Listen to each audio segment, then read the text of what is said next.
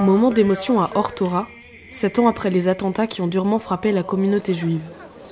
Dans la cour de l'école, un hommage aux 4 victimes est rendu.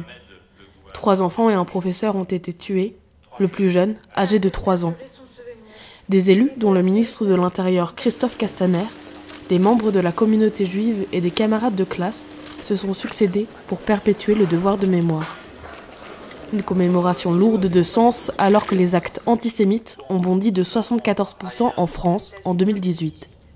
Une réalité que vit cette mère de famille au quotidien. Moi j'habite loin mais tous les jours je viens chercher ma fille, elle ne prend pas les transports en commun, je suis devant l'école matin et soir. On a peur quoi.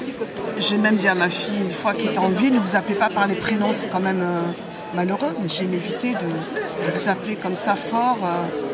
Parce qu'avec des prénoms à consonance juive. Récemment, la haine à l'encontre des Juifs s'est manifestée violemment dans la Ville Rose. La semaine dernière, l'auteur d'inscriptions antisémites et racistes a été arrêté. Le parquet de Toulouse vient de se doter d'un référent antisémitisme pour traiter ces cas. Au square Charles de Gaulle, un hommage a été rendu à l'ensemble des 7 victimes tuées par Mera en 2012. L'occasion pour la communauté juive de rappeler l'importance de la tolérance.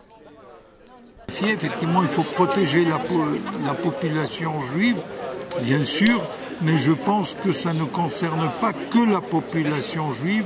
On voit que d'autres lieux de culte ont été menacés, il y a d'autres formes d'exclusion et de racisme. Le gouvernement souhaite aujourd'hui compléter l'arsenal juridique pour lutter contre les violences contre les personnes juives.